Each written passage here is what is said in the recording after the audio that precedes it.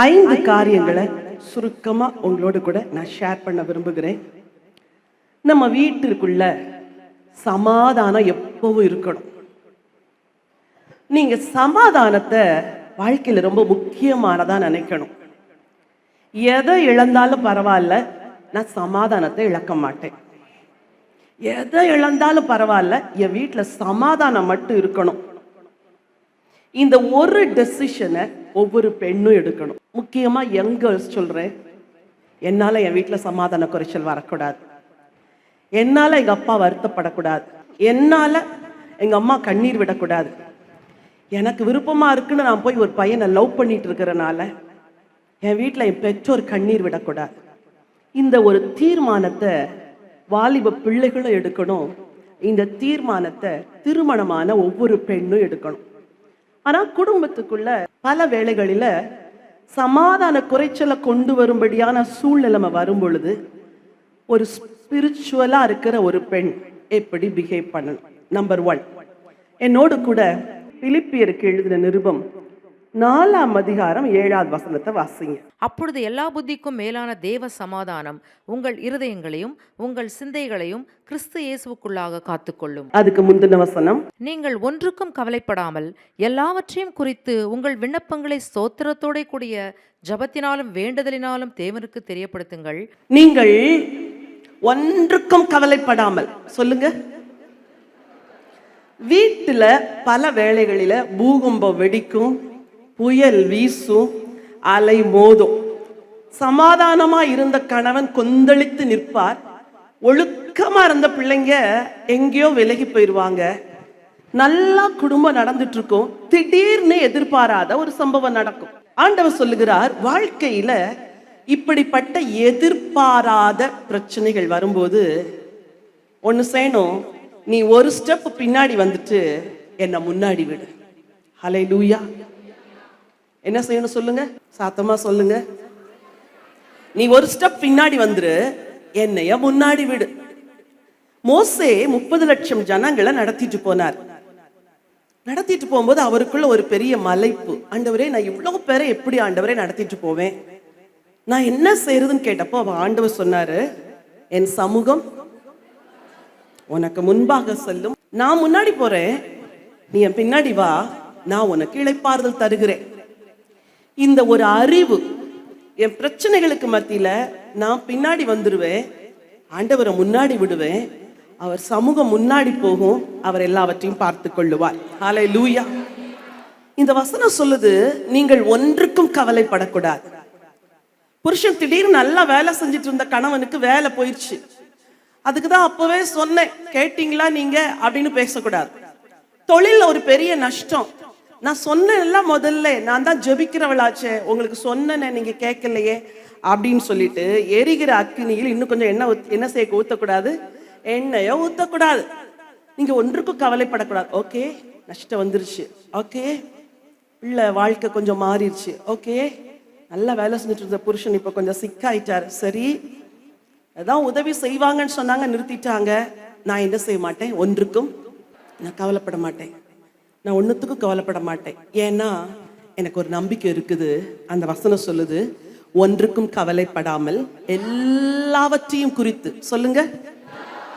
எல்லாவற்றையும் இப்படி ஒரு ரவுண்ட் போட்டு சொல்லுங்க, எல்லாவற்றையும் குறித்து. அப்போ நான் ஒன்றுக்கும் கவலைப்பட மாட்டேன், ஆனா ஒன்று செய்ய நான் கவனமா இருப்பேன். எல்லாவற்றையும் குறித்து உங்கள் விண்ணப்பங்களை என்ன செய்யணுமா? ஸ்தோத்திரத்தோடு கூடிய ஜெபத்தினால் தேவனுக்கு தெரியப்படுத்துங்கள், அப்பொழுது உடனடியாக உங்கள் பிரச்சனை மாறிவிடும். அப்படியா பைபிள் சொல்லுது? என்ன சொல்லுது? எல்லா புத்திக்கும் மேலான தேவ சமாதானம் உங்கள் இருதயங்களையும் சிந்தையும் கிறிஸ்து இயேசுவுக்குள் காத்துக்கொள்ளும். வெளியே அடிக்கிற புயலை விட நம்ம மனசுக்குள்ள அடிக்குது பாருங்க புயல், அதான் ரொம்ப கொடுமையானது. வெளியே மோதுகிற அலைகளை விட மனதிற்குள் மோதுகிற அலைகள் தான் ரொம்ப கஷ்டம்.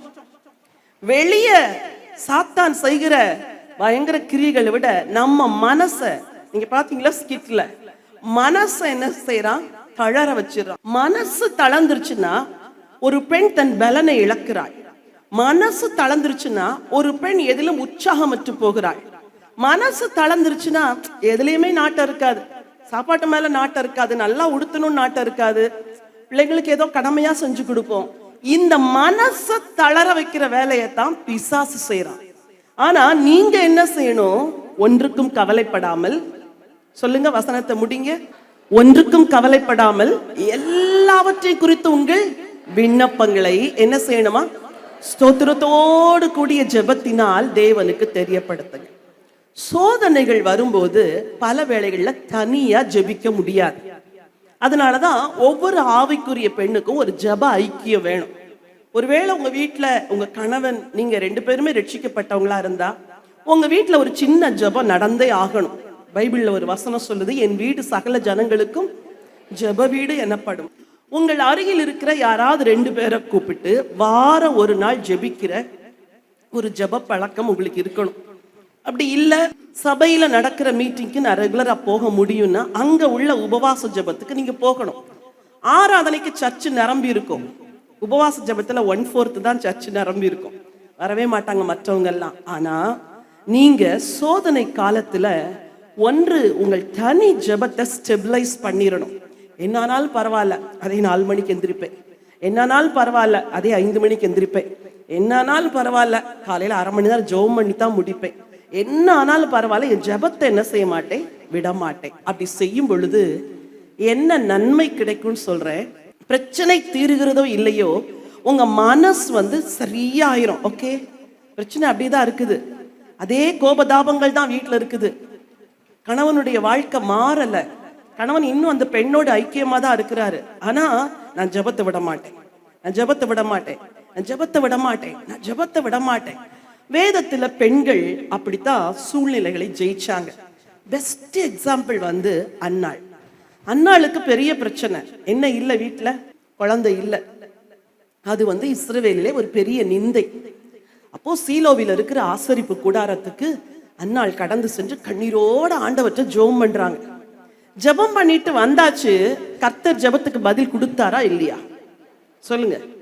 அவள் கேட்டபடி அவளுக்கு என்ன கொடுத்தாரு? ஒரு ஆண் பிள்ளையை கொடுத்தார். அப்போ இந்த உபத்திரவ நேரத்துல, இந்த சமாதான குறைச்சல் நேரத்துல ஒரு ஆவிக்குரிய பெண் செய்ய வேண்டிய முதல் காரியம், ஆண்டவற்றை விடாப்பிடியாய் ஜபிக்க வேண்டும், ஜபத்தை நிறுத்தக்கூடாது. அப்போ முதல்ல உங்க மனசு காம் டவுன் ஆகும்.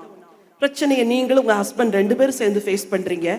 அவர் ரட்சிக்கப்படவே இல்லை, நீங்க ரட்சிக்கப்பட்டிருக்கிறீங்க. அவர் ஜெபிக்கவே இல்லை, ஆனா நீங்க ஜெபிக்கிறீங்க. உங்க மனசுல சமாதானம் இருக்கும், ஆனா அவர் அதே போல அலசடி பட்டுக்கிட்டே இருப்பார்.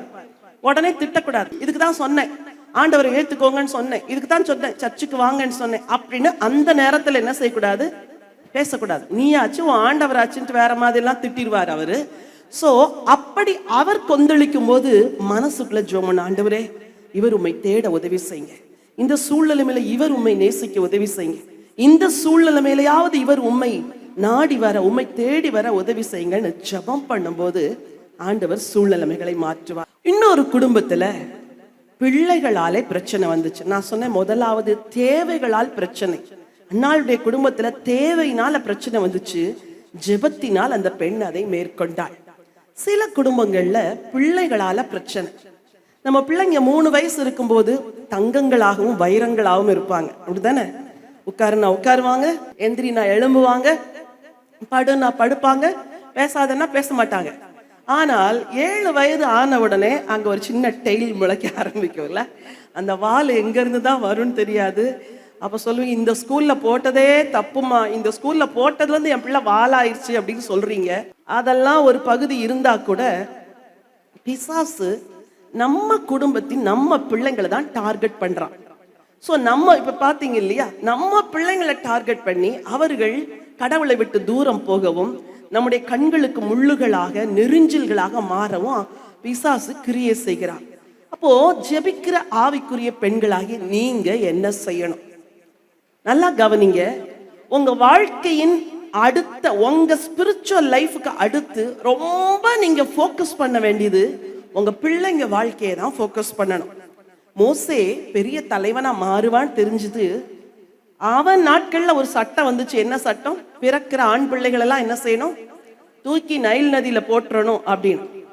அப்போ தேவன் ஒரு ரட்சகனை உண்டாக்க போறாருன்னு தெரிஞ்ச உடனே பிசாசு ஒரு திட்டத்தை கொண்டு வந்துருச்சு. புதிய ஏற்பாட்டுல ஆண்டவர் இயேசு பிறக்கிற அந்த நாட்கள்ல ஏரோது ஒரு சட்டத்தை போடுறாரு. என்ன சட்டம்? 2 வயசுக்கு கீழே இருக்கிற எல்லா ஆண் பிள்ளைகளையும் என்ன செய்யணும்? கொலை செய்யணும். நல்லா கவனிங்க சிஸ்டர்ஸ், கொஞ்சம் காதுகளை திறந்து கேளுங்க. வேதத்தில் ஒரு வசனம் உண்டு, திருடன் திருடவும் கொல்லவும் அழிக்கவும் வருகிறான் என்று வேறொன்றுக்கு வரான். பிசாசு ரொம்ப டார்கெட் பண்றது இந்த நாட்கள்ல கிறிஸ்டியன் ஃபேமிலிஸ்ல இருக்கிற பிள்ளைங்களை தான். நம்ம பிள்ளைங்க ஸ்கூலுக்கு போறாங்க, வெளி உலகத்துல ரொம்ப நேரம் இருக்கிறாங்க, ஃப்ரெண்ட்ஸோட இருக்கிறாங்க, வேற ஒரு அட்மாஸ்பியர்ல இருக்கிறாங்க. வீட்டுக்குள்ள வந்த உடனே அந்த கையில இருக்கிற mobile and TV and laptop, iPad இதெல்லாம் வந்து அவங்களுக்கு இன்னொரு உலகத்தை கொடுக்குது. பிள்ளைங்களை உட்கார வச்சுட்டு மடியில உட்கார வச்சுட்டு சாப்பாடு கொடுக்கும் போதே கையில எதை கொடுத்துடுறாங்க தாய்மாருங்க? மொபைல் போனை கொடுத்துட்றாங்க. ஐயோ அம்மா ரோதனை தாங்கலம்மா, அது கொடுத்தா தாமா அதை கம்முன்னு சாப்பிடுது. இப்படியெல்லாம் பாட்டு பாடுற அம்மா இருக்கிறாங்க. நான் உங்களுக்கு சொல்றேன், ஸ்பிரிச்சுவல் மதர்ஸ், நீங்க ஜெபத்தோடு உங்க பிள்ளைங்களை வளர்க்கும் போது உங்க பிள்ளைங்களுடைய ஒவ்வொரு ஆக்டிவிட்டிலையும் நீங்க வந்து கேர்ஃபுல்லா இருக்கணும்.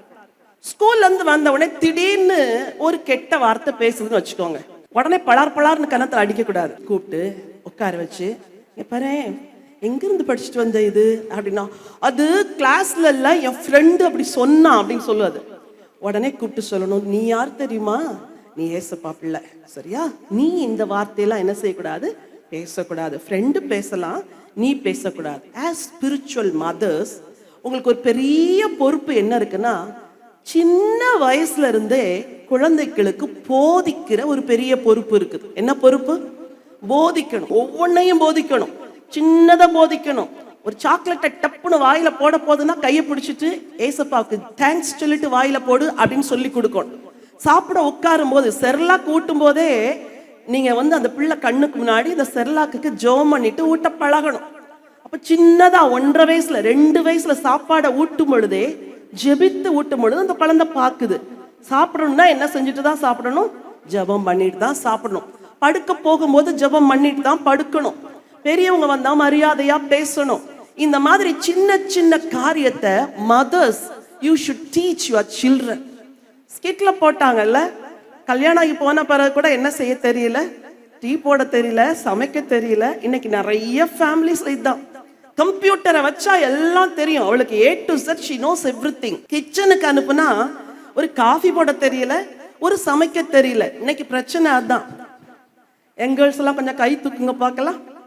நல்லா கை தூக்குங்க. கல்யாணம் ஆகாத வாலிப பிள்ளைங்க, திட்டலாம் மாட்டேன், நல்லா கை தூக்குங்க, நல்லா கை தூக்குங்க பார்க்கலாம். எத்தனை பேருக்கு சமைக்க தெரியும்? சமைக்க தெரிஞ்சவங்க மட்டும் மேல கை தூக்குங்க. எவ்வளோ கை கீழே போகுது பாருங்க. 2 கை தான் தூக்கி இருக்குது இவ்வளோ பெரிய கூட்டத்துல. இந்த மற்ற பிள்ளைங்களுடைய அம்மாமார்களுக்கு சொல்றேன், என்ன சொல்லி கொடுப்பீங்களோ இல்லையோ, உங்க பொண்ணுக்கு முதல்ல சமைக்க சொல்லி கொடுங்க, சரியா? ஒரு குடும்பத்தை நடத்தணும்னா ஒரு பெண்ணு நல்லா சமைக்கணும். அப்போ சின்ன வயசுல 3 வயசுல இருந்து நீங்கள் போதிக்கிறீர்கள். வளர வளர வளர வளர எல்லாம் சொல்லி கொடுக்கணும். 12 வயசுல ஒரு டிஷர்ட் போட்டுட்டு வெளியே வரா, பாக்குறதுக்கு நல்லா இல்ல. சொல்லணும், அம்மா நீ குழந்தையா இருந்தப்போ இதெல்லாம் போட்ட, இப்ப என்ன செஞ்சுட்ட? வளர்ந்துட்ட. உனக்கு வந்து இது நல்லா இல்லப்பா. நீ உலகத்துக்குள்ள போகும்போது உன்னை 4 கண்ணு வேற மாதிரிலாம் பார்க்கும். நீ ஏசப்பா பிள்ளை, நீ மற்றவங்களுக்கு இடர்லாம் இருக்கக்கூடாது. இந்த டாப்பை போட்டுட்டு போன்னு டிஷர்ட்டை கலட்ட சொல்லிட்டு வேற டாப்பை தூக்கி கொடுக்கணும். நீங்க அதே டிஷர்ட்டை போட்டுட்டு உங்க பொண்ணை மார்க்கெட்டுக்கு கூட்டு போனீங்கன்னா, பார்க்காத கண்கள் பார்க்கும், அசுத்தமான பார்வைகள் படும் பொழுது உங்க பிள்ளைக்கு கூட அது ஒரு ஆவிக்குரிய போராட்டமாய் மாறுகிறதுக்கு வாய்ப்பு இருக்குது.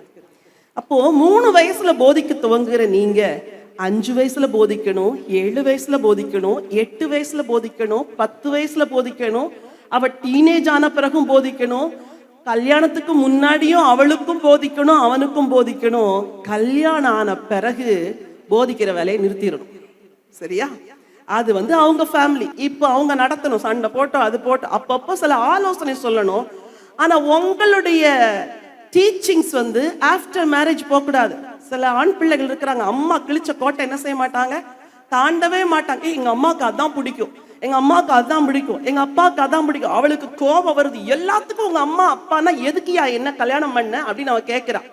அப்போ மதர்ஸ் ஆகிய நீங்க திருமணமாகி கையை பிடிச்சு கொடுத்தவனே, எப்பா இனிமே உன் குடும்பம், உன் மனைவி, அம்மா உன் புருஷன், நீங்க வாழணும்னு சொல்லிட்டு நீங்க ஒதுங்கிறது தான் ஒழுங்கு, ஆவிக்குரிய ஒழுங்கு. பைபிள்ல பிள்ளைகளால உண்டான பிரச்சனைகளை சந்திச்ச பல பெண்களை நம்ம பார்க்கிறோம். ஒரு பெண்ணை குறிச்சு நான் வாசிக்க விரும்புகிறேன். என்னை ரொம்ப கவர்ந்த ஒரு கேரக்டர். 2 ராஜாக்களின் புஸ்தகம் 4ஆம் அதிகாரத்துக்கு பைபிளை திருப்புங்க. 2 ராஜாக்களின் புஸ்தகம் 4ஆம் அதிகாரம். அங்கே சூனேமியாள் என்ற ஒரு பெண்ணை குறித்து நாம் வாசிக்கிறோம். அந்த பெண்ணுடைய வாழ்க்கையில ரொம்ப நாள் கழிச்சு அவளுக்கு ஒரு குழந்தை பிறந்துச்சு. அந்த குழந்தை சிக்காயிருச்சு. அந்த சம்பவத்தை சாதாரணமா படிச்சுட்டு போனா சாதாரணமா படிக்கலாம். ஆனா நம்ம வேற கண்ணோட்டத்தோட படிக்கணும். வாசியுங்கள். ஒரு வசனத்தை வாசிக்க விரும்புகிறேன். 19வது வசனம். தன் தகப்பனை பார்த்து, என் தலை நோகிறது, என் தலை நோகிறது என்றான். அப்பொழுது அவன் வேலைக்காரனிடத்தில், இவனை இவன் தாயினிடத்தில் எடுத்துக்கொண்டு போய்விடு என்றான். பையன் என்ன சொல்றான்? தலை நோகிறதுங்கிறார். அப்பா சரி மகனே இருன்னு தலையை பிடிச்சு விடல. உடனே யார்கிட்ட தள்ளிடுறாரு சொல்லுங்க? வேலைக்காரன்ட்டு இல்ல, அம்மாட்ட. சரியா? எப்பா நீ வீட்டுக்கு போயிரு. இந்த புருஷர்கள் இருக்கிறாங்களே, சில கடினமான வேலைகளை தான் செய்வாங்க. சில டெலிகேட் மேட்டர்ஸ் அவங்க செய்ய மாட்டாங்க. உங்க பையன் ஸ்கூல்ல இருந்து வரும்போதே சேடா வர்றான். 6 பாடத்துல 4 பாடம் ஃபெயில் ஆயிட்டான். வந்து அப்பாட்ட சொல்ல மாட்டான். மெதுவா உங்கள்கிட்ட வரும், அம்மா நான் இனிமே இந்த ஸ்கூல் போகல அப்படிமா. ஏண்டா ஏன் ஸ்கூலுக்கு போகல? இல்லம்மா எனக்கு பிடிக்கல, நான் வந்து எவ்வளோ படிச்சாலும் எனக்கு மார்க்கே வரல. உடனே அதுக்கு தான் நான் அப்பவே சொன்னேன், ஒழுங்கா உட்கார்ந்து படின்னு சொன்னேன், டிவி பார்த்துக்கிட்டே இருந்தில்ல, அதான் ஃபெயில் ஆன. அப்படி பேசிடக்கூடாது. ஆஸ் மதர்ஸ் நீங்க பிரச்சனைகளை, டெலிகேட் மேட்டர்ஸை ரொம்ப சாஃப்டா ஹேண்டில் பண்ணும். சரி என்ன விஷயம் சொல்லு. அவன் சொல்லுவான், நான் வந்து இந்த முறை 6 பாடத்துல 4 பாடம் ஃபெயில் ஆயிட்டேன். சரி அதனால என்னப்பா, நீ நல்லா படிக்கிற பையன் எனக்கு தெரியும், ஏதோ விளையாண்டுட்ட, அடுத்த முறை நீ வந்து அதை ஒழுங்கா செய். இப்படிதான் மதர்ஸ் டீல் பண்ணணும். பொண்ணு வந்து சொல்றா, அம்மா நான் இனிமேல் சைக்கிள்ல ஸ்கூல் போக மாட்டேம்மா, எனக்கு வந்து நீங்க ஸ்கூல் பஸ் அரேஞ்ச் பண்ணு. அப்போ ஏன் வீட்டுல காசு கொட்டி கிடக்குன்னு நினைக்கிறியா, சைக்கிள்ல போ. அப்படி பேசக்கூடாது. அவளுக்கு அங்க ஏதோ ஒரு பிரச்சனை இருக்குது. ஏன்டா அப்படி சொல்ற, என்ன விஷயம்? இல்லம்மா நான் பிடிக்கலம்மா. ஏய் சொல்லு, உண்மையை சொல்லு, அம்மாட்ட சொல்லு. மதர்ஸ் ஃப்ரெண்ட் மாதிரி கேர்ள்கிட்ட பேசணும். அப்பா அவ சொல்லுவா, அம்மா டெய்லி போகும்போது ஒரு பையன் பின்னாடியே ஃபாலோ பண்ணிட்டு வரான், அவன் வந்து என்னெல்லாமோ சொல்றாம்மா, எனக்கு ரொம்ப கஷ்டமா. இன்னைக்கு அநேக வாலிப பிள்ளைங்கள் ஒரு ஃப்ரெண்ட்லி அப்ரோச் இல்லாததுனால அப்பாட்டையும் அம்மாட்டையும் மனசு திறந்து பேசவே மாட்டேங்கிறாங்க. அவளுடைய அந்தரங்க போராட்டங்கள் அநேகருக்கு தெரியவே மாட்டேங்குது. அவனுடைய அந்தரங்க பிரச்சனைகள் அநேக மதர்ஸ்க்கு தெரியல. சும்மா நம்ம ஏதோ ஜோம் பண்றோம், பைபிள் வாசிக்கிறோம், சமைக்கிறோம், எல்லாம் செய்யறோம். பிள்ளைங்க வாழ்க்கையில நம்ம கண்ணு இன்னும் ஃபோக்கஸ்டா இல்லை. உங்களுக்கு சொல்றேன், இன்னையில இருந்து உங்க பிள்ளைகளுடைய ஒவ்வொரு அசைவின் மேலும் உங்களுக்கு கவனம் இருக்கும். ஒரு பையனுக்கு ஜுரம் வந்துச்சு. சொன்னா, அம்மா ரொம்ப தலைவலிக்குது, ஐயோ தலைவலிக்குது தலைவலிக்குது. நான் 2 நாள் தலைவலிக்குனா, இந்த அம்மா கொஞ்சமாவது அவன் துடிக்கிறத பார்த்துட்டு அவன் நடிக்கிறான், ஸ்கூலுக்கு போறதுக்கு இஷ்டப்படாம நடிக்கிறான்னு சொல்லி பேரஸ்டமால மாத்திரையே போட்டுட்டு 3ஆவது நாள் ஹாஸ்பிட்டல்ல கொண்டு போனா பிரெயின் ஃபீவர் டயக்னோஸ் பண்ணிட்டாங்க. passed away.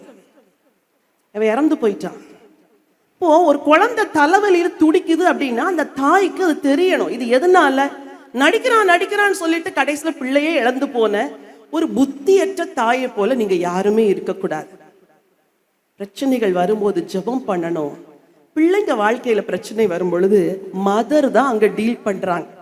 பிள்ளை வருகிறான், வசனம் சொல்லுது, வாசியுங்கள். 20வது வசனம். அவனை எடுத்து அவன் தாயினிடத்தில் கொண்டு போன போது அவன் மத்தியானம் மட்டும் அவள் மடியில் இருந்து செத்து போனான். அவன் மத்தியானம் மட்டும் எங்க இருந்தான்?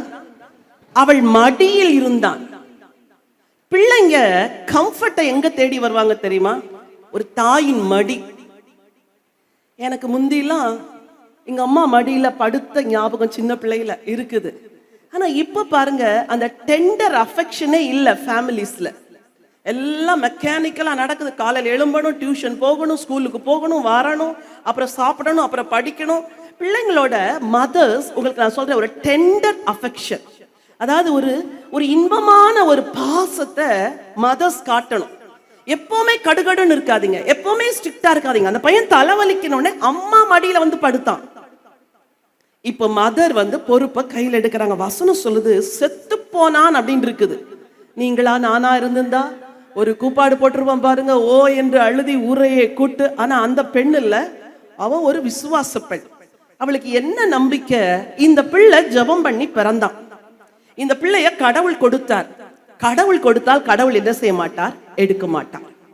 இன்னைக்கு உங்க ஃபெய்த் உங்க பிள்ளைங்க மேல இப்படித்தான் இருக்கணும். உங்க பிள்ளைங்க உங்களை விட்டு தூரமா போயிட்டா கூட, ஆண்டவரை விட்டே தூரமா போயிட்டா கூட, உங்க நம்பிக்கையை நீங்க இழக்க கூடாது. அவள் என்ன செஞ்சா? பிள்ளைய கட்டில கடத்துனா, கதவை பூட்டுனா, நேரா கிளம்பிட்டா ப்ராஃபெட். இப்ப கூட உங்க நம்பிக்கை எதன் மேல இருக்கணும் தெரியுமா? ஜெபத்தின் மேல. ஹல்லேலூயா. நீ ஒன்றுக்கும் கவலைப்படாமல் என்று சொன்ன பிள்ளையுடைய நிலைமை ஏதோ ஒரு எக்ஸ்ட்ரீமுக்கு போயிட்டு, ஐயோ அம்மா நல்ல பையன் நினைச்சு கல்யாணம் பண்ணி கொடுத்தமா, அடிக்கிறான், உதைக்கிறான், அவளை பாடா படுத்துறான். இது உங்களுக்கு வர நியூஸ். ஆனா அதே நேரம் உங்க பொண்ணு சொல்றத மட்டுமே நீங்க நம்பாதபடி கூப்பிட்டு அவனையும் கேட்கணும், அந்த குடும்பத்தையும் கேட்கணும். உங்க பொண்ணுட்டு அவங்க என்ன குறை சொல்றாங்க? அதே போலதான் உங்க மகனுக்கு எடுத்த காரியம். மகனை பெற்றதினால் பல தாய்மார்களுக்கு கொஞ்சம் எக்ஸ்ட்ரா ப்ரைடே வந்துருது. நான் பிள்ளைய பெற்று கல்யாணம் பண்ணி கொடுத்துருக்கிறேன், அவ அடங்கி இருக்கணும். அப்படி இல்லை. பிரச்சனை வரும்போது ரெண்டு பக்கமும் நீங்க டீல் பண்ணணும். மாமியாருங்கிறதுனால கையில அதிகாரத்தை எடுத்துட்டு மருமகளை நீங்க கொடுமைப்படுத்தவே கூடாது. கர்த்தர் நியாயம் விசாரிப்பார். ரெண்டு பக்கமும் மகள் காரியமோ மருமகன் காரியமோ, மகன் காரியமோ மருமகள் காரியம் உங்களுக்கு ஒண்ணு போல இருக்கணும். ரெண்டு பக்கமும் விசாரிச்சு, ஒருவேளை உங்க ஹஸ்பண்ட சொன்னா வெட்டு ஒண்ணு துண்டு ரெண்டுன்னு பேசி குடும்பத்தையே கலைச்சிடுற நபரா இருப்பாருன்னா, நீங்களே சைலண்டா டீல் பண்ணிடணும். அம்மா இங்க வா, என்னம்மா பிரச்சனை? சரி அவங்கள்ட்ட, ஏங்க என் பொண்ணு என்ன பிரச்சனை, இப்படி செய்யற அப்படி செய்யற, எல்லாத்தையும் செட்ரைட் பண்ணி பொண்ணை கொண்டு வாழ விட்டுறணும். பையன்ட்ட என்னடா பிரச்சனை உனக்கு, ஏன்டா அவள்கிட்ட, சரிடா சின்ன பிள்ளை தானடா அட்ஜஸ்ட் பண்ணிப்போ அப்படின்னு அவங்கள வாழ வைக்கிறதுக்குரிய வழியத்தான் பார்க்கணுமே ஒழிய, வேண்டாம் அந்த பொண்ணு வந்துரு நீ அப்படிலாம் கூப்பிடக்கூடாது. நியாயமற்ற காரணங்கள் இருந்தாலே ஒழிய நீங்க எந்த காரணத்தை கொண்டும் திருமணமான பிள்ளைங்களை பிரிச்சு வைக்கிறதுக்கு ஒரு மாமியாராவோ ஒரு மதராவோ நீங்க இருக்கவே கூடாது. இந்த பெண் தன் பிள்ளைய குறிச்ச காரியத்தை தேவன்கிட்ட எடுத்துட்டு போனா ஆண்டவர் அழகா சொல்யூஷன் கொடுத்தார். அப்போ ஒன்றுக்கும் கவலைப்படாமல் தேவனிடத்தில் ஜெபிக்க வேண்டும். இரண்டாவது, பிள்ளைகளுக்கு அடுத்த காரியத்தை தீர கவனிச்சு கண்காணிச்சு விசாரிச்சு அதுக்கு ஒரு முடிவை கொண்டு வருகிற ஆவிக்குரிய தாயா இருந்து பிள்ளைங்களை வாழ வைக்கணும். இங்க இருக்கிற ஒருத்தராவது பிள்ளைங்களை பிரிக்கிறதுக்கு முயற்சி செய்யக்கூடாது. பெண் வருகிறாள் என்றால், ஏன் அந்த வீட்டுல மதர் இன் லாவுடைய டார்ச்சர், நீங்க தானே ஒரு மதர் இன் லா, நீங்க ஏன் டார்ச்சர் பண்றீங்க உங்க மருமகளை? நீங்க ஏன் உங்க மருமகனை அற்பமா பேசுறீங்க? வேலை இல்லைன்னா அவ கை நிறைய சம்பாதிக்கும் போது வாழ்த்துனீங்க, ஒரு 6 மாசம் வேலை இல்லைன்னா வேலை இல்லாதவனுக்கு என் பொண்ணை கொடுத்துட்டேன் அப்படின்னு பொண்ணு வீட்டுல கூட்டு கொண்டாந்து வச்சுக்க கூடாது. ஆண்டவர் சமாதானத்திற்கென்று நம்மை அழைத்திருக்கிறார். ஹல்லேலூயா. சரி, மூன்றாவதாக குடும்பத்துல வருகிற பிரச்சனைகளை எப்படி டீல் பண்ணணும்? லூக்கா எழுதின சுவிசேஷம் 18ஆம் அதிகாரம் 1 வசனம். எல்லா பிரச்சனையுமே, நான் சொல்ற பிரச்சனைகள் எல்லாத்தையுமே நீங்க ஜெபத்தோடு தான் டீல் பண்றீங்க. 18:1 வாசியுங்கள். சோர்ந்து போகாமல் எப்பொழுதும் ஜெபம் பண்ண வேண்டும் என்பதை குறித்து அவர்களுக்கு அவர் ஒரு ஊமையை சொன்னார். ஆண்டவர் எப்பொழுதும் ஜெபம் பண்ண வேண்டும் என்று சொல்லல, கூடவே ஒரு வேர்டு போட்டார். என்ன வேர்டு? சோர்ந்தே போயிராதம்மா. குடும்பத்துல பிரச்சனை வரும்போது 100 முறை முயற்சி எடுத்தா கூட சோர்ந்து போயிடாதீங்க. 101வது முறையும் மன்னிக்கிறவர்களாகவே நீங்கள் இருக்கணும். சோர்வு ஒரு பெண்ணுக்கு எப்ப தெரியுமா வரும்? கணவன் சரியா நேசிக்கலனா முதல்ல சோர்வு வரும். கணவன் சரியா போஷிக்கலனா சோர்வு வரும். கணவன் குடும்பத்துல பொறுப்புகளை எடுக்கலனா சோர்வு வரும். செய்யாத தவறுக்கு பழி சுமத்துனா சோர்வு வரும். ஆனா ஆண்டவருங்க சொல்றாரு, சோர்ந்து போகாத, நீ சோர்ந்தே போகாத, உன் கூட நான் இருக்கிறேன். ஜெபத்திற்கு பதிலே வரலன்னு நினைச்சு சோர்ந்து போயிடாத. உன் குடும்ப பிரச்சனைகள், ஐயோ இவ்வளோ என்னை உபத்திரவப்படுத்துறாங்க, இவ்வளோ என்னை கேவலமா நினைக்கிறாங்க, என் மனசு சோர்ந்து போகுது அப்படிங்கிற நேரத்துல கூட நீ சோர்ந்து போக கூடாது. வசனம் சொல்லுது, அந்த பெண் நடையாய் நடந்தாளாம். எதுக்கு? தனக்கு நியாயம் வேணும், தனக்கு நியாயம் வேணும். சில முயற்சி எடுக்கிறீங்க பாருங்க, இந்த முயற்சியில சோர்ந்து போகாதீங்க. சில பிரயாசங்கள் எடுக்கிறீங்க பாருங்க, சோர்ந்து போகாதீங்க. கணவன் வேலைக்கே செல்லல, நீங்க ஒருத்தர் தான் சம்பாதிச்சு குடும்பத்தை காப்பாத்துற நிலைமையா இருந்தா சோர்ந்து போகாதீங்க. உங்க பிள்ளைங்க படிச்சு முடிக்கிற வரைக்கும் கொஞ்சம் உங்க பலனை கூட்டி கொண்டு, ஆண்டவரே பிள்ளைங்க நல்ல நிலைமைக்கு வர்ற வரைக்கும் நான் உழைக்கிறேன்ப்பா, அதுக்கு பிறகு பிள்ளைங்க தலையெடுத்துருவாங்கப்பா. எல்லாவற்றிலும் ஒரு திட மனது வேணும். என்ன வேணும்? சத்தமா சொல்லுங்க, என்ன வேணும்? சில வேளைகளில சில பிரச்சனைகள்ல சிலர் சோர்ந்து வாழ்க்கையை முடிச்சுக்கிறாங்க. ஒரு குடும்பத்துல ஒரு பிரச்சனை வந்தது. புருஷன் குடிகார புருஷன், என்றைக்குமே குடித்து கொண்டு வருவான். ஒரு நாள் நிதானமா தான் வந்தாரு. அன்னைக்கு நிதானமா வந்த உடனே இவர் குடிச்சிட்டு தான் வராருன்ட்டு அந்த பெண் தாறு மாறா திட்டி, நீ ஏன் உயிரோடு இருக்கிற, நீ செத்துருன்னு சொல்லிட்டாங்க. என்ன சொல்லிட்டாங்க? இவர் குடிச்சிட்டு வந்த நாளெல்லாம் அவங்க ஒண்ணு சொல்ல, அவர் காதுல விழல. இப்ப குடிக்காம வந்தப்போ, நான் இன்னைக்கு திருந்தி வந்திருக்கிறேன், இவ என்ன என்ன சொல்லிட்டா, செத்துருன்னு சொல்லிட்டா. லிட்டரலா செத்துட்டார், ஹேங் பண்ணி செத்துட்டார். இப்ப யோசிங்க, ஒரு பெண்ணுடைய வார்த்தைகள் ஒரு ஆணை எவ்வளவு காயப்படுத்துது. வாழ்க்கையில ஒரு நாளும் நீ எல்லாம் ஒரு புருஷனா அப்படிலாம் கேட்கவே கூடாது. ஆண்டவர் உங்களுக்கு தலையா வச்சிருக்கிறாரு, ஆண்டவர் உங்களுக்கு சிரசா வச்சிருக்கிறாரு. கணவன் இல்லாத பெண்ணுடைய வாழ்க்கையை போய் பாருங்க, அப்பதான் தெரியும் உங்களுக்கு எவ்வளவு பெரிய மேன்மை இருக்குதுன்னு சொல்லி. வாழ்க்கையில ஒரு நாளும் நெகட்டிவா உள்ள காரியங்கள், பிரச்சனைகளை கண்டு சோர்ந்தே போகக்கூடாது. திடம் மனதாயிரு, திடம் மனதாயிரு, திடன் கொண்டு. பரவாயில்ல, இன்னும் கொஞ்சம் தான், இன்னும் கொஞ்சம் தான் சமாளிச்சிடலாம், இன்னும் கொஞ்சம் தான் மேற்கொண்டலாம், இன்னும் கொஞ்சம் தான் ஜெயிச்சிடலாம். இந்த திட மனது வேணும். இந்த பெண்ணை பார்த்தா பிள்ளை செத்துருச்சு, கட்டில்ல வச்சுட்டு பூட்டிட்டு போறா. நம்மளா இருந்தா செய்வோமா? எனக்கே டவுட், நான் செய்வேனா அப்படின்னு. சான்ஸே கிடையாது. இந்த ஃபெய்த் என்னை ரொம்ப அசர வச்சுட்டு. வேதத்துல சாதாரண பெண்களா இருக்கிற சிலர் விசுவாசத்துல வீராங்கனைகளா இருக்கிறத பார்த்து ஆச்சரியப்பட வேண்டியதா இருக்குது. என் அன்பு சகோதரிகளே, என்ன நடந்தாலும் சோர்ந்து போகாம நீங்க செய்கிற நன்மையை தொடர்ந்து செஞ்சுட்டே இருங்க. நீதியுள்ள நியாயாதிபதி அதே அதிகாரத்துல வசனம் அழகா சொல்லுது, அந்தபடியே தேவன் தம்மை நோக்கி இரவும் பகலும் கூப்பிடுகிறவர்களாகிய தம்மால் தெரிந்து கொள்ளப்பட்டவர்களின் விஷயத்தில் நீடிய பொறுமையுள்ளவராயிருந்து அவர்களுக்கு நியாயம் செய்யாமல் இருப்பாரோ சீக்கிரத்திலே அவர்களுக்கு நியாயம் செய்வார் என்று உங்களுக்கு சொல்லுகிறேன். சோர்வு வரும்போது என்ன செய்வோம்னா, ஜெபத்தை நிறுத்துவோம், வேத வாசிப்பை நிறுத்துவோம், ஆலயத்துக்கு போறதை நிறுத்துவோம், ஊழியத்தை நிறுத்துவோம். இதுதான் நடக்கும். என்ன ஆண்டவரே, சர்ச்சுக்கு போய் நான் என்ன பார்த்தேன், நான் இன்னும் போல ஆண்டவரே சர்ச்சுக்கு. என்ன ஆண்டவரே ஊழியம் செஞ்சு என்ன செஞ்சேன், நான் இன்னும் போல ஆண்டவரே ஊழியத்துக்கு.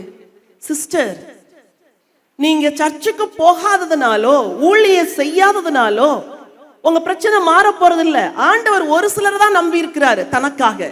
இந்த தூத்துக்குடி மாவட்டத்துல ஒரு சிலர் தான் தனக்கு ஊழியம் செய்வாங்க நம்பி ஆண்டவர் உங்களை அழைச்சு உங்க கையில ஊழியத்தை கொடுத்திருக்கிறார். நீங்க நிக்க கூடாது. நீங்க உத்தமர்கள், நீங்க ஆண்டவரை நேசிக்கிறவர்கள், அவருக்கு பெயர் எழுதி கொடுத்தவர்கள். நீங்க நின்றால் ராஜ்யத்துக்கு பெரிய நஷ்டம். ஆகவே திரும்ப சொல்லுகிறேன், சோர்ந்து போகாதீர்கள், நீங்கள் ஒன்றுக்கும் கவலைப்படாதிருங்கள். பிரச்சனைகளை ஒரு தாய் ஸ்தானத்தில் நின்று பிள்ளைகளுக்கு எடுத்த எல்லா காரியங்களையும் திடம் மனதோடு சந்தியுங்கள். மூன்றாவது, எதற்குமே சோர்ந்து போகாதிருங்கள். நாலாவது, பெண்களாகிய உங்களுக்கு நல்ல ஞானம் வேணும். என்ன வேணும்? புத்தியுள்ள ஸ்திரீ தன் வீட்டை கட்டுகிறாள், புத்தி இல்லாத ஸ்திரீயோ தன் கைகளினால் இடித்து போடுகிறாள். பல குடும்பங்கள்ல நீங்க அமைதியா இருந்துட்டாலே பிரச்சனை மாறிடும். ஏன் பிரச்சனை கூடுது? தெரியாம பேசின 2 வார்த்தைகளை அந்த இடத்துல பிடிச்சிட்டாங்கன்னா அதுதான் பிரச்சனைக்கு காரணமா மாறிடுச்சு. எத்தனையோ ஃபேமிலிஸ்ல மனம் பதறி சொன்ன வார்த்தைகள், மனம் பதறி சொன்ன வார்த்தைகள் தான் குடும்பத்தை பிரிச்சிருச்சு. ஒரு ஃபேமிலி ஜாயிண்ட் ஃபேமிலியா இருந்தாங்க. அப்பா ரொம்ப திடீர்னு கோபத்துல கொஞ்சம் மனம் பதறி பேசிட்டாரு. 3 ஆண் பிள்ளைகளும் உடனே பிரிஞ்சு போயிட்டாங்க வெளியே, தனித்தனியாய் வியாபாரம் செய்வதற்கு. அப்போ இவருக்கு ரொம்ப மன வேதனை. ராத்திரி தூக்கம் வராம அப்படி இப்படி இப்படி இப்படி நடந்து இதை யோசிச்சு பிபி அதிகமாகி ஹார்ட் அட்டாக்கே வந்துருச்சு ராத்திரி. அப்ப பாருங்க, அந்த தகப்பன் மட்டும் கொஞ்சம் நிதானத்தை கையாண்டு இருந்தால், சரி நம்ம பிள்ளைங்க தானே, பிசினஸ்ல இப்படிதான் செஞ்சுட்டாங்க, பரவாயில்ல கொஞ்சம் பொறுத்துக்குவோம் அப்படின்னு பொறுத்து இருந்தா அன்னைக்கு பிரச்சனை வேற மாதிரி மாறி இருக்கும். ஆனால் அவர் பொறுக்காததினால், ஞானமற்ற வார்த்தைகளை பயன்படுத்துறதுனால ஃபேமிலியே உடைஞ்சு அவருடைய சரீரம் சுகவீனமாகி கடைசியில மறித்தே போய்விட்டார். இன்னைக்கு நம்ம குடும்பங்கள்ல பெண்களாகி உங்களுக்கு நான் சொல்றேன், ஒவ்வொரு வேர்டையும் கேர்ஃபுல்லா பேசணும். திரும்ப சொல்லுங்க, திரும்ப சொல்லுங்க. அதையும் அவ்வளோ பயந்து சொல்றீங்க? நல்லா சத்தமா சொல்லுங்க. ஒவ்வொரு வேர்டையும் குடும்ப சமாதானத்தோடு இருக்கணும்னா அப்படி வாரி இறைச்சிடக்கூடாது வார்த்தைகளை. அதுவும் பிரச்சனைகள் அதிகமா இருக்கும்போது கொஞ்சம் கேர்ஃபுல்லா, கொஞ்சம் யோசிச்சு, நம்ம இப்ப இதை சொல்றது நியாயம்தான், ஆனா இப்ப சொன்னா அவருக்கு கோபம் எத்தனை மடங்கு கூடும்? 2 மடங்கு கூடும். சொல்றதை விட சொல்லாமல் இருக்கிறது நல்லது அப்படின்னு அவர் கோப தாபம் எல்லாம் அடங்கின பிறகு போய் சொல்லும். ஒரு பெண் இருந்தாள் வஸ்தி என்று. கணவன் ராஜா எல்லாம் பிரபுக்களோடு குடிச்சிட்டு இருக்கிறார். குடிச்சிட்டு இருக்கும் போது சொல்றாரு, அவளை வர சொல்லுங்க அப்படின்ட்டு. ஒன்னும் இல்ல, அவ அழகா எல்லாருக்கும் காட்டணும்னு தான் வர சொன்னார். இவள் ஒண்ணு ஞானமா பேசிருக்கணும், இல்லாட்டி நிதானமா பேசிருக்கணும். என்ன பதில் சொன்னா? சத்தமா சொல்லுங்க. வர மாட்டேன். அது சும்மா வர மாட்டேங்க அப்படிலாம் கிடையாது, வர மாட்டேன். எதுக்கு? குடிச்சிட்டு இருக்கிற, அங்க என்ன கூப்பிடுற? உன் பிரபுக்களுக்கு முன்னாடிலாம் என்ன அவமானப்படுத்த கூப்பிடுறியா? இந்த பெண் கொஞ்சம் ஞானமா பேசிருக்கணும், இல்லாட்டி நிதானமா பேசிருக்கணும். இந்த 2ல ஏதாவது ஒண்ணு செஞ்சிருந்தா அன்னைக்கு ராஜ பதவி என்ன செஞ்சிருக்காது, போயிருக்காது. அவன் ஞானமாவும் பேசல, நிதானமாவும் பேசல, போயிருச்சு ராஜ பதவி. ஆனா இன்னொரு பெண்ணை குறிச்சு 1 சாமுவேல பாக்குறோம். அபிகாயில் என்ற ஒரு பெண். ஐயோ, என் இதயம் கவர்ந்த ஒரு பெண்.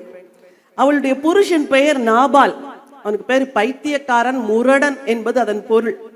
அப்படி ஒரு புருஷனோட வாழ முடியுமா சொல்லுங்க? பைத்தியமும் முடிச்சிருக்குதான், முரடனுமா இருக்கிறான். ஆனா அவ வாழ்ந்தா. ஒரு முறுமுறுப்பு இல்லை, ஒரு அவிசுவாசமான வார்த்தைகள் இல்லை. அவன் கோபத்தினால எரிஞ்சு கசந்து பேசும் பொழுதெல்லாம் பொறுமையோடு இருந்தால். கடைசியில தாவீதை அழிக்க வருகிறான். தீர்மானம் எடுத்துட்டா, நம்ம போய் இப்ப பேசணும். பேசும்போது எப்படி பேசணும்? ஞானமா பேசணும், நிதானமாவும் பேசணும். அந்த அதிகாரத்தை வீட்டுல போய் படிச்சு பாருங்க. அழகா போய் பேசுறா, ஞானமா பேசுறா, நிதானமா பேசுறா. தாவீதின் கோபத்தையே தணிச்சுட்டா. புருஷன் மாறல, ஆனா பிரச்சனை மாறிடுச்சு. இன்னைக்கு உங்களுக்கு சொல்றேன், உங்க ஞானம், உங்க நிதானம் புருஷன் மாறலன்னா கூட பரவாயில்ல, பிரச்சனைகளை மாத்திரும். யங் கேர்ள்ஸ், உங்களுக்கு சொல்றேன், உனக்கு இந்த இள வயதுல வேண்டியது என்ன தெரியுமா? ஞானம். 1, நல்லா படிக்கணும். படிக்கிற காலத்துல டைவர்ஷனே இருக்கக்கூடாது, படிக்கிற காலத்துல டீவியேஷனே இருக்கக்கூடாது. 2வது நிதானம். இள வயதுல பிள்ளைங்க எதுல டீவியேட் ஆயிடுறாங்கன்னா, எதெல்லாம் அட்ராக்டிவா இருக்குதோ அதுல டீவியேட் ஆயிடுறாங்க. ஐ லவ் யூன்னு ஒருத்தர் சொல்லிட்டான்னா உடனே வாழ்க்கையை முடிஞ்ச மாதிரி அவன் கரத்துல உங்க வாழ்க்கையை ஒப்பு கொடுத்துடக்கூடாது. அவன் லவ் யூன்னு சொன்னா சொல்லிட்டு போகட்டும், but I don't love him because I love Jesus. He has supernatural plans for me. He has superior plans for me. எனக்கு ஆண்டவர் பெரிய திட்டங்களை வச்சிருக்கிறார். வீதியில ஒருவன் என்னை நேசிக்கிறேன் என்று சொன்னதுனால நீ அவனை நேசிக்க அவசியமே இல்லை. ஞானம் வேணும். இது தேவ சித்தமா? நான் +1 தான் படிக்கிறேன், நான் இன்னும் +2 முடிக்கணும், நான் இன்னும் காலேஜ் போகணும், நான் நல்ல வேலை பார்க்கணும், நான் வாழ்க்கையில உயர்ந்திருக்கணும், மேல வரணும். இப்ப போய் இவன் லவ் யூன்னு சொன்னா, நானும் ஐ லவ் யூன்னு சொல்லிட்டேன்னா என் வாழ்க்கையெல்லாம் இதையே நினைச்சுக்கிட்டு நான் வாழுவேனே. பெண்ணே, மகளே, உனக்கு ஞானம் வேணும். 24 வயசு வர வரைக்கும் வெயிட் வெயிட் வெயிட் வெயிட். யார் ஐ லவ் யூ சொன்னா கூட don't say I love you, திரும்ப சொல்லிடாத, வெயிட் பண்ணு. நீ ஒருத்தருக்கு ஐ லவ் யூன்னு சொல்லிட்டனா அதோட முடிஞ்சது உன் வாழ்க்கை. உன் சந்தோஷம் எல்லாம் போயிடுச்சு. அப்புறம் மனசெல்லாம் அவன் பின்னாடிதான் சுத்தும். உன்னால இயேசு மேல சந்தோஷமா இருக்க முடியாது, இயேசுக்காக வாழ முடியாது. இரவும் பகலும் உன் நினைவுகளை பிசாசு பிடிச்சிருவான், உன் மைண்டை கேப்சர் பண்ணிடுவான். 25 வயசுக்கு பிறகு நீ நினைக்க வேண்டியதெல்லாம் 18 வயசுல நினைக்க வைப்பான். அதுதான் உலகம் நினைக்க வைப்பான். அதுக்கு பின்னாடி ஓட வைப்பான், மனசை பறிகொடுக்க வைப்பான், உன்னை வேற விதத்துல காட்டுவான். இதெல்லாம் உனக்கு வரக்கூடாதம்மா. உனக்குன்னு ஒரு லைஃப் வர வரைக்கும் நீ ஞானமும் நிதானமுமாய் நடந்தால் உனக்குன்னு ஒரு லைஃப் பார்ட்னரை கொண்டு வருவார். உன் வாழ்க்கை ஆசீர்வாதமாய் இருக்கும். ஹல்லேலூயா. இன்னைக்கு இங்க இருக்கிற அத்தனை யங்கர்ஸ்க்கும் சொல்றேன், உங்க அப்பா அம்மா ஆசீர்வாதத்தோடு தேவனுடைய சித்தத்தோடு ஒரு வாழ்க்கை உனக்கு வருகிற வரைக்கும் நீ காத்திரு, நீ காத்திரு. கர்த்தருக்கு காத்திருக்கிறவர்கள் ஒரு போதும் வெட்கப்பட்டு போனதில்லை. நீ வெயிட் பண்ணு, உனக்கு லேட்டானா கூட பரவாயில்ல, God will give you the best. ஆனா நீ சூஸ் பண்ணி உன் கூடாரத்தின் சமாதானத்தை இழந்துடக்கூடாது. யோபுவின் புத்தகம் ரொம்ப அழகா சொல்லுது, உமது கூடாரம் சமாதானத்தோடு இருக்க காண்பீர், உம்முடைய வாசஸ்தலத்தை விசாரிக்கும் பொழுது ஒரு குறைவும் காண மாட்டேன், உன் சந்ததி பூண்டுகளைப் போல செழித்திருப்பார்கள். ஆண்டவர் கொடுத்த ப்ராமிஸ், உங்க தாய் தகப்பனுக்கு கொடுத்த ப்ராமிஸ் உன் லைஃப்ல ஃபுல்ஃபில் ஆகணும்னா you wait upon the Lord. 4 காரியத்தை உங்களோடு சொன்னேன். 1, நீ எதற்கும் கவலைப்படாதே, கர்த்தரிடத்தில் எல்லாவற்றையும் சொல்லு. 2வது, உங்க பிள்ளைங்களை குறித்து இந்த நாட்களை ரொம்ப கவனமா இருங்க, ரொம்ப கேர்ஃபுல்லா இருங்க. கேர்லெஸ்ஸா பிள்ளைங்களுக்காக ஜெபிக்காம ஒரு நாள் ராத்திரி கூட நீங்க படுக்காதீங்க. முக்கியமா ஊழியம் செய்யற தேவனுடைய பிள்ளைகளுக்கு சொல்றேன், every day you have to protect your children under the precious blood of Jesus. 3வது, எந்த சூழ்நிலைமையிலும் சோர்ந்து போகாதீங்க. எந்த சூழ்நிலைமையிலும் ஞானத்தோடும் நிதானத்தோடு கூட நடங்க. சோர்வுகள் வரும் பொழுது, பிரச்சனைகள் வரும் பொழுது உங்கள் கூடாரம் சமாதானத்தோடு இருக்கும். ஒரு பெண்ணாலே ஒரு வீடு கட்டப்படும் என்று ஆண்டவர் சொல்லியிருக்கிறபடினால் பெண்களாகிய நீங்க உங்க வீட்டை கட்டுவதற்கு தீர்மானிக்கணும். எல்லாத்துக்கும் மேல கடைசியா ஒரு காரியம் சொல்றேன், உன்னை ரட்சித்த ஆண்டவர், உங்களை ரட்சித்த ஆண்டவர் உங்களை போலவே ஒரு கூட்டம் வெளி உலகத்தில் இருக்குது, அவங்களை ரட்சிக்க உங்களை பயன்படுத்துவார். அதுக்கு வேண்டியது என்ன தெரியுமா? தாகம். ஹல்லேலூயா. உங்களுக்கு ஞானம் வேண்டாம், படிப்பு வேண்டாம், திறமை வேண்டாம், எதுவுமே வேண்டாம். ஒண்ணே ஒண்ணு வேணும். என்ன வேணும்? தாகம். ஆண்டவரே, நான் ஏதாவது உங்களுக்கு செய்யணும் ஆண்டவர். அப்படி வீதியில போவீங்க, ஒரு பெண் வருவாள், சும்மா 2 வார்த்தை பேசுவீங்க, அந்த பெண் இயேசுவை ஏற்றுக்கொள்வாள். இன்னைக்கு ஆண்டவர் இப்படித்தான் கிரியை செய்வார். இந்த ஸ்டேஜ்ல வந்து பிரசங்கம் பண்ணாதான் ஆத்துமாக்கள் ரட்சிக்கப்படுவாங்கன்னு இல்லை, உங்க ஒவ்வொருவரையும் ஆண்டவர் தன்னுடைய ஆத்தும ஆதாய பணியிலே பயன்படுத்த விரும்புகிறார். தேவையானதெல்லாம் தாகம். இன்னைக்கு நீங்க கேளுங்க, பா எனக்கு தாகத்தை கொடுங்க. என்னை போல இருக்கிற ஸ்திரீகளை உம்முடைய அன்புக்குள் நடத்தி அவங்க கூடாரமும் சமாதானத்தோடு இருக்கும்படி என்ன அந்த குடும்பத்துக்கு ஆசீர்வாதமா மாற்றுங்கன்னு ஜெபம் பண்ணுங்க. ஆண்டவர் நிச்சயம் செய்வார். எல்லாரும் இருக்கிற இடங்களில முழங்கால் படியிடலாமா? ஹல்லேலூயா. சின்ன ஒரு ஆலோசனையை தான் நான் உங்களோடு கூட பகிர்ந்து கொண்டேன். உம்முடைய கூடாரம் சமாதானத்தோடு இருக்க காண்பீர். உம்முடைய வாசஸ்தலத்தை விசாரிக்கும் பொழுது குறைவை காண மாட்டீர். எல்லாரும் வாயை திறந்து ஆண்டவருக்கு நன்றி சொல்லலாமா? ஆண்டவரே, என் வீட்டில் எவ்வளோ பிரச்சனைகள், ஒவ்வொரு நாளும் பணம் இல்லாததுனால பிரச்சனை, புருஷன் ரட்சிக்கப்படாததுனால பிரச்சனை, கோபக்கார கணவனால பிரச்சனை, குடிவெறி உள்ள கணவனால பிரச்சனை. ஆனா என்ன கொண்டுதான் என் வீடு சமாதானமா மாறணும்னு நீங்க சித்தமுடையவரா இருக்கிறதற்காக ஸ்தோத்திரம் அப்பா. ஆண்டவற்றை வாங்க, என் வீடு சமாதானமா இருக்கட்டும் ஆண்டவரே. எனக்கு ஆஸ்தி, செல்வம், சம்பத்து, சொத்து இதெல்லாம் 2வது ஆண்டவரே. ஆண்டவரே, என்னை ஜப ஆவியினால நிரப்புங்க ஆண்டவரே. நீங்கள் ஒன்றுக்கும் கவலைப்படாமல் சொல்லியிருக்குது. கவலைப்பட்டு கவலைப்பட்டு எனக்குள் வியாதியே வந்து விட்டது ஆண்டவரே. நான் இனிமே கவலைப்பட மாட்டேன் ஆண்டவரே. எல்லாத்தையும் உங்க பாதத்துல இறக்கி வைக்க எனக்கு கிருபை தாங்க ஆண்டவரே. வாயை திறந்து கேளுங்க. ஒரு அன்னாளை போல பிரச்சனை எவ்வளவு பெருசா வந்தா கூட உங்க சமூகத்துல கொண்டு வருகிற பெண்ணா என்ன மாற்றுங்கப்பா. ஹல்லேலூயா. பிள்ளை மரித்து போய் விட்டது, ஆனாலும் சூனேமியாள் திட மனதோடு கூட தைரியமா இருந்தது போல. சகோதரி, தைரியமா இருங்க. நடக்கிறதெல்லாம் நடக்கட்டும், ஆனா ஆண்டவருடைய சித்தம் இல்லாம உங்க வீட்டுல ஒண்ணுமே நடக்கல. திட மனதாயிரு மகளே, திட மனதாயிரு. நீ பலம் கொண்டு திட மனதாயிரு. வாழ்க்கையை முடிக்க நினைக்காத. நீ தற்கொலை செய்வது தேவ சித்தம் அல்ல. கொஞ்சம் பொறுத்துக்குள். எது மரித்து விட்டது என்று நினைத்தாயோ அது உயிரோடு எழும்பும்.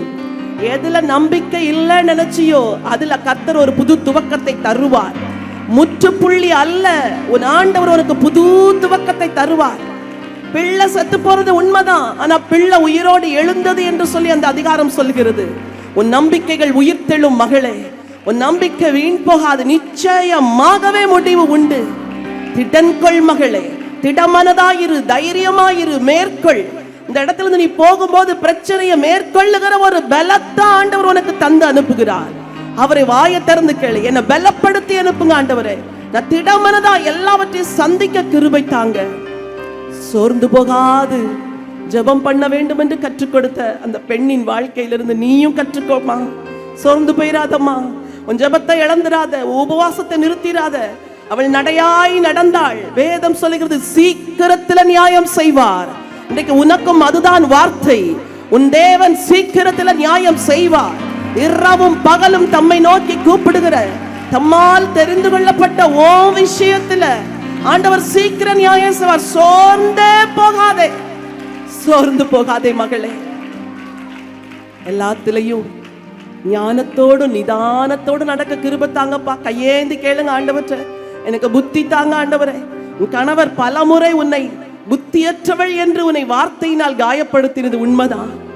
உனக்கு நிதானமே கிடையாதா என்று சொன்னதெல்லாம் உண்மைதான். கையேந்தி கேளுங்க, எனக்கு ஞானத்தை தாங்கப்பா. குடும்பத்தை நடத்த ஞானத்தை தாங்க, உறவினர்களோடு பேசுவதற்கு ஞானத்தை தாங்க, காரியங்களை தீர்மானிக்க ஞானத்தை தாங்க. ஹல்லேலூயா.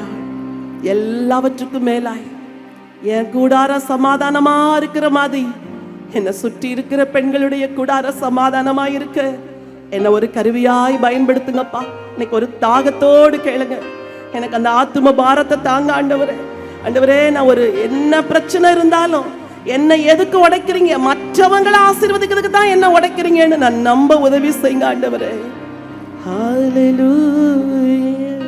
உம் சந்நிதியில் முழங்காலில் நின்று உம் பாதையில் நான் நடந்திட்டால் இன்னல் துன்பமே வந்தாலும்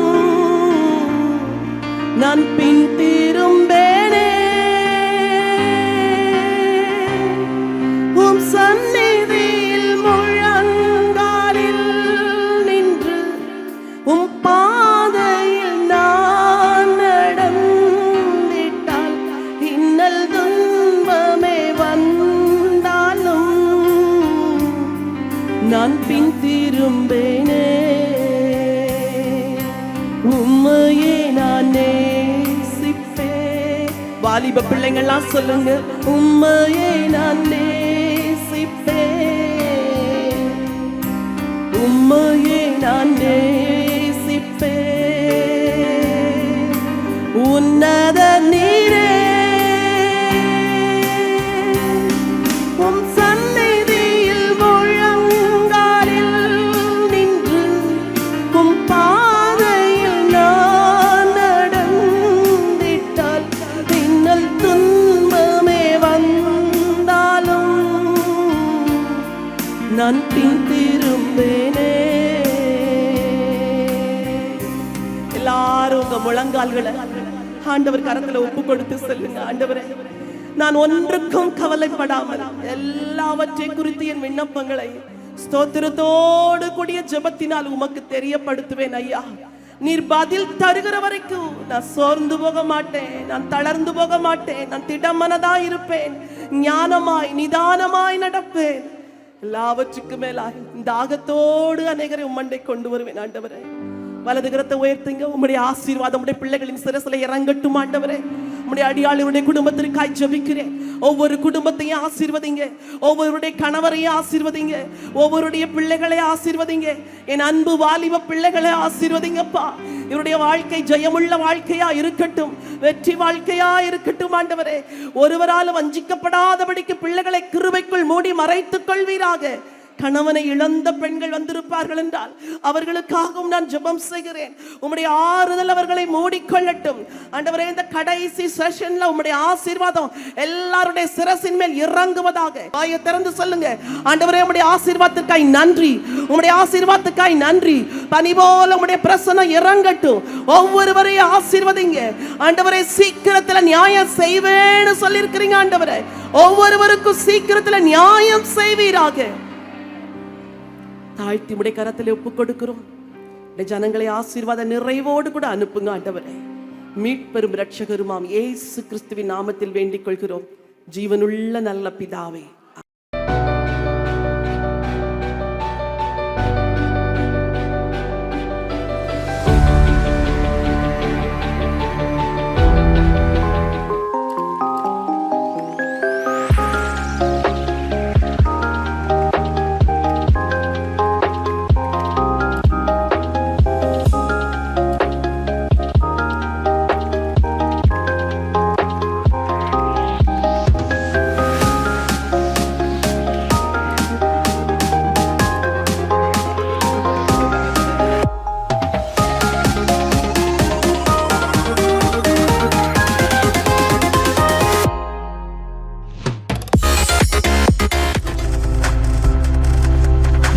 பார்த்து கொண்டிருப்பது உங்கள் ஜாய் டிவி. உங்கள் துக்கம் சந்தோஷமாய் மாறும்.